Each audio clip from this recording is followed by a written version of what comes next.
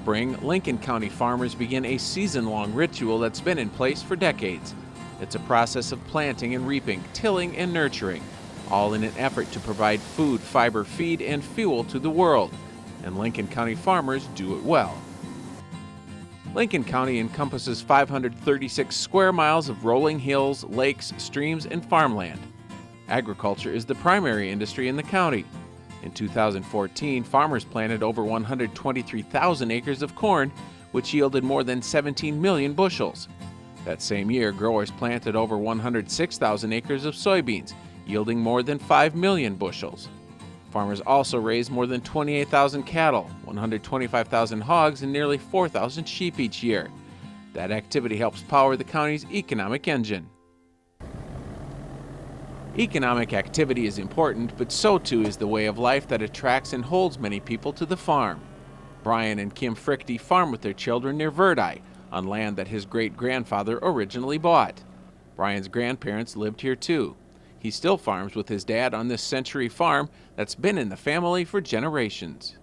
Taking care of things and being good stewards of the land is pretty important to us because of that history and because we would like it to continue on once we're gone. Kelly and Nancy Krogh of Arco also farm land that's been in the family for generations. Nancy and I live on a family farm. We moved here when we were first married in 1998. And she worked off the farm when we first moved, and after we had our second child, she's been a stay-at-home mom and been involved in our farming operation ever since. She works and I'm with teased me. that I'm never really at home, even though I am a stay-at-home mom. I'm not usually at home. But yes, I've enjoyed to take on other responsibilities on the farm, and Kelly's been a patient teacher about learning those things. So yeah, we were able to work together. So how lucky that we are able to live on a family farm and be able to work together every day, and we're still happily married, so that's good. That's right. Just outside of Lake Benton is Bob Worth's farm. It's land he's farmed for nearly 50 years. I started farming with my father back in the late 60s and actually formed a partnership with him in 1970. And when we dissolved the partnership in 1981, I went on farming on my own. And then, needless to say, in 93, my son decided he wanted to start farming, so we have been farming together since 1993. It's a common theme across Lincoln County. Land here has been cared for by family farmers for generations.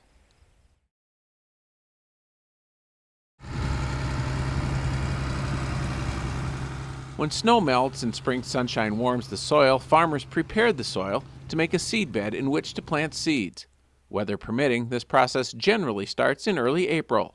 It's a very busy time. It's a nerve-wracking time because we're working against the weather. I mean, we want to make sure we get it in before it rains, and then we also want to make sure it does rain so the crop will grow. So it's a nerve-wracking, and we always watching the sky and watching the temperatures because this time of year, especially in Minnesota, that it can turn cold. I mean, we don't want the snow on our crop too bad, but it has happened, and it always works out for the best. A couple different things that help us determine when it's time to start planting are field conditions. You want the surface of the soil to be dry, yet underneath where you're placing that seed, you want to place it right into moisture in a firm seed bed. So you try to look for conditions of the field to be perfect, and then also temperature matters quite a bit too. So you'd like that soil temperature to be at least 50 degrees.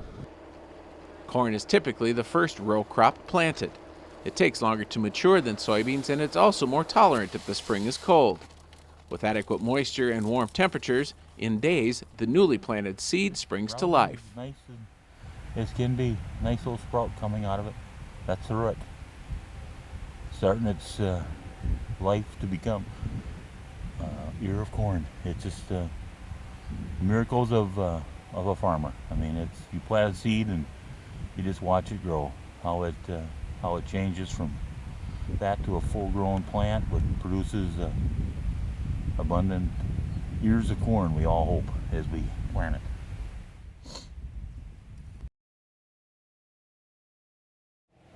To help young plants grow, farmers test the soil for needed nutrients. In most cases, farmers add manure or commercial fertilizer to the soil to feed crops. Nutrients like nitrogen, phosphorus, and potassium are placed near the plant root zone to help maximize the crop's growing potential.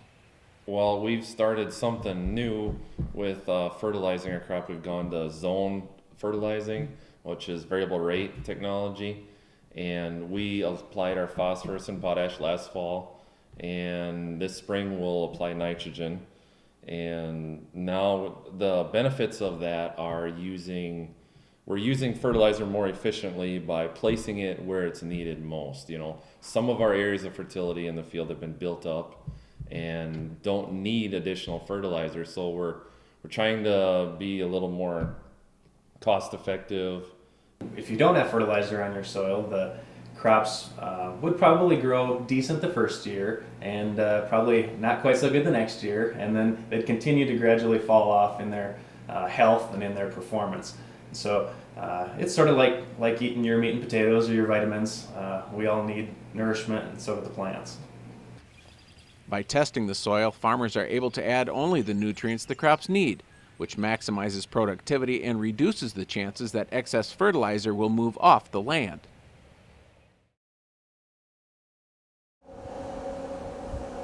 Lincoln County has unique topography. The rolling hills of the Buffalo Ridge and prairies dotted with lakes and wetlands make farming in harmony with nature an absolute necessity, and it's what growers do.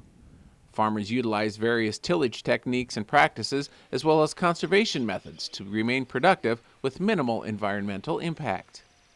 That's one of the things I think has changed a lot in my lifetime from farming.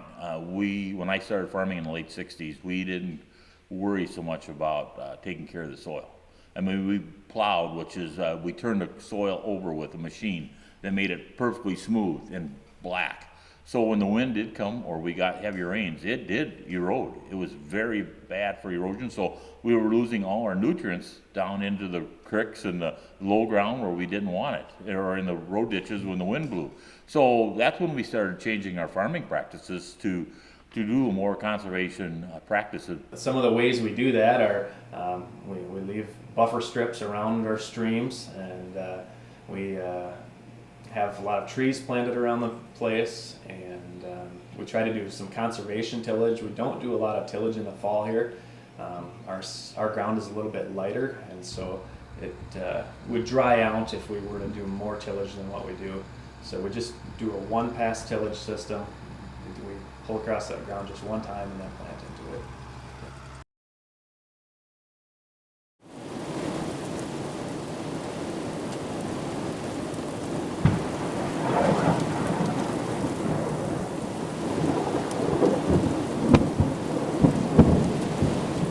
Farmers work the soil, plant and tend their crops, and they hope that the weather will cooperate.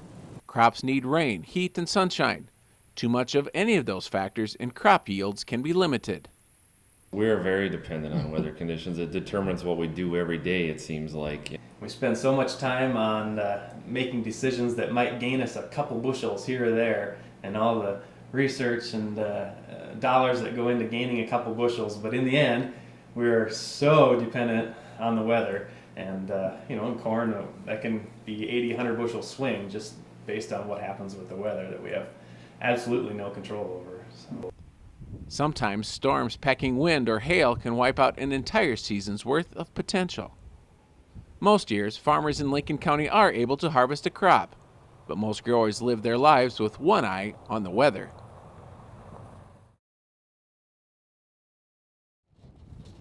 Many farmers plant seeds that have been enhanced through the use of biotechnology.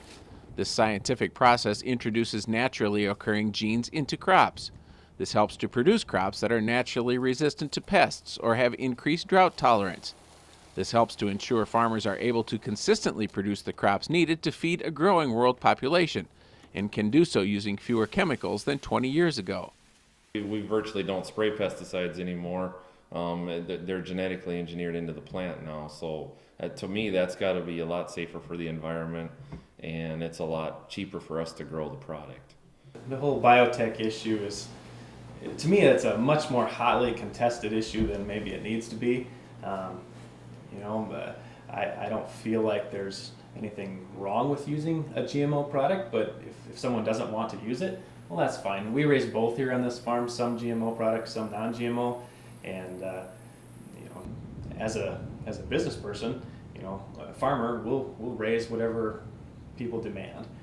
Nearly all of the world's leading health organizations and thousands of peer-reviewed scientific studies have shown that biotech foods are safe. Farmers in Lincoln County know that's important because while they grow enough food to feed 155 others, what they produce is also what they feed their own families.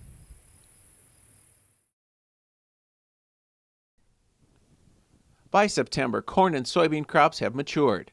Similar to their frantic pace of spring, farmers kick into high gear, working to bring in the harvest they've looked forward to all year. Soybeans are the first to be harvested. As plants reach full maturity, the lush green foliage of summer gives way to brown stems chock full of pods. Each pod typically holds 3 to 4 beans apiece. Average yields are about 45 bushels to the acre, but results can be much higher or lower depending on growing conditions. Corn harvest can be a lengthy process. Because yields can push or exceed 200 bushels per acre, farmers have a lot more crop to deal with. Once corn dries down to a low enough moisture, farmers begin the process of combining the grain. From the field, most corn is either hauled to grain elevators or unloaded into grain bins on farms. Because grain moisture and temperature are important for maintaining high quality grain while in storage, corn is usually dried to about 15% moisture and cooled by circulating outside air through the stored grain. This will help maintain corn quality while farmers wait to market the crop. Because this entire process takes a lot of time, farmers race against the clock and Mother Nature to bring in the harvest. This is an extremely busy time of year. We start early in the morning and late at night trying to get the harvest in before Mother Nature decides to throw a curveball at us with the snowstorm or a lot of rain. So it's a very busy time and everybody's pushing themselves to the max and hope nothing happens. Harvest time is a wonderful time. You plant the seed in the spring and you hope it grows, and then when you do the harvest and it's just bountiful and you just very, very appreciative of what happens. Farming is a business, and to stay in business, farmers need to sell their crops for more than it costs to raise them. That can be a challenge. My dad always says that farming is a race to the bottom because we're all growing a commodity, and so whoever can do it the cheapest is going to be around the longest. And so you do see some really large swings, and there's good years, and you try to stash a little away because the poor years are coming, and I think that's maybe just any kind of a commodity-oriented business is you're going to have some ups and downs, and we try to be diversified on this farm, and that's one of the reasons we grow multiple crops and have some livestock and do some things on the side as well. Corn and soybeans from Lincoln County are used for multiple purposes. Corn is heavily used to feed livestock like hogs, poultry, and cattle. Some is processed into ethanol. Some is exported to feed livestock around the world. Soybeans are also in demand around the world. Soybeans are processed to produce soybean meal and oil. Meal is used to feed livestock, while soybean oil is used primarily for food. Some is processed into biodiesel for use in diesel engines. More than half of Minnesota's soybean production is exported. Farmers can't dictate the price for their products, so they employ marketing strategies designed to maximize their profitability. Marketing is very important. That's how I get paid. So I'm trying continuously to sell a crop for more than I have invested into it. So it's very frustrating when you have to just be patient and watch the market go up or down and try to determine if it's, a good selling point or not. I'm very fortunate. My son does all the marketing for me. I'm going to put a plug in for him. He does an excellent job. He, ever since he started doing all the marketing, I have made a lot more money than when I did it, because I did it the old-fashioned way. Whenever I needed money, I sold it. Well, guess what? That everybody else needed money at the same time. So now we have things sold all through the year. Whenever he sees a price that'll work good in our operation, he sells it, and that's what we do. From the excitement of spring to the frantic pace of fall and the year-round pressure to market crops at a profit, farming is full of challenges. But for most farmers, especially those carrying on the family legacy, there's nothing they'd rather do. It's a way of life. I mean, it's so exciting to see something put in the ground and it grows. And it's a good family life. Well, it is a very satisfying way of life for us. You know, we enjoy the challenges every day of growing a crop, and we enjoy raising a family on the farm too. So, and I grew up farming. Nancy grew up farming. It's just something we enjoy doing. It's great to raise a family here. It is great to have them, to be able to have a place to teach them.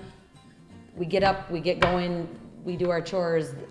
They are able to help in our farming operation now that they're older, not just pick rocks, but they're also able to help, you know, our children help chop stalks, and they run the grain cart, and they're able to be involved now. And that's very fun to work as a team. Farming is a unique business because it is a business, but it's also a lifestyle, and so we really enjoy being able to raise a family in a rural setting and being able to teach them some responsibilities.